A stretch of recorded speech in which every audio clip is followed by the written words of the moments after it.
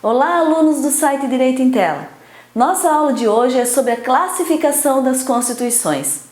A classificação da Constituição ela é doutrinária, então vocês vão encontrar diversas classificações em várias doutrinas. Nós adotamos aquela classificação que é mais utilizada em concurso público e na prova da OAB. Vamos começar com a classificação quanto à origem das Constituições. A origem da Constituição ela pode ser classificada de duas formas. Elas podem ser outorgadas ou elas podem ser promulgadas. Outorgadas são aquelas constituições impostas, pode ser por um presidente, por um ditador, mas ela não é elaborada com a participação do povo, com os representantes do povo. Já a Constituição promulgada, ela tem a participação popular, porque ela é feita através dos representantes do povo, por uma Assembleia Constituinte, por um poder constituinte que é responsável por promulgar a Constituição. O grande exemplo é a nossa Constituição de 1988, que foi realizada por uma Assembleia Nacional Constituinte pelos representantes do povo. A segunda classificação é quanto à forma.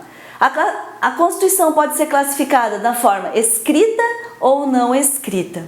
Escrita ela é sistematizada num código, num documento denominado Constituição. Por sua vez, a Constituição não escrita ela é composta de vários textos, jurisprudências e decisões baseadas nos costumes de um povo. Então ela é diferente da Constituição escrita que vem instrumentalizada num código, num instrumento único denominado Constituição. A terceira forma de classificação é quanto ao conteúdo. A Constituição pode ser considerada materialmente constitucional ou formalmente constitucional. Materialmente constitucional é aquela Constituição que só tem normas constitucionais, ou então que ela possui normas não constitucionais, não materialmente constitucionais, mas nesse caso só é considerado constitucional aquilo que diz respeito ao objeto do direito constitucional, a estrutura do Estado, a organização dos poderes, a divisão das atribuições dos poderes, os direitos fundamentais. Então, tudo que diz respeito ao objeto do direito constitucional seria considerado materialmente constitucional. As demais normas que integram a Constituição, que não são matéria constitucional, não seriam consideradas normas constitucionais. Já a classificação que nós temos como formalmente constitucional, essa já não. Tudo que está na Constituição é norma constitucional, mesmo que não diga respeito ao objeto do direito constitucional.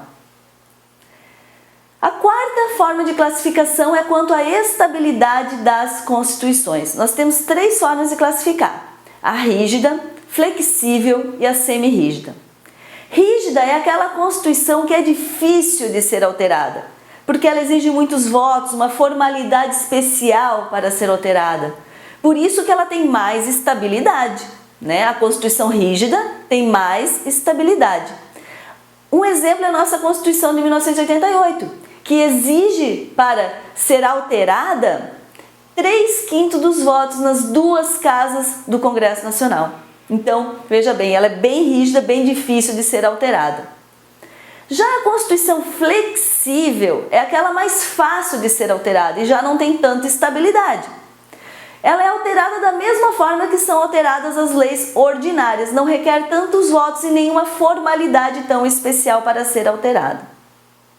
Uma terceira forma de classificar é a semi-rígida. Semi-rígida é aquela Constituição que tem normas rígidas no seu interior e normas flexíveis no seu interior. Então tem normas que são fáceis de ser alteradas e outras não. Um exemplo dessa Constituição era a nossa Constituição de 1824, a Constituição do Império. A quinta forma de classificar é quanto ao modo de elaboração. A nossa Constituição ela pode ser classificada como dogmática ou histórica.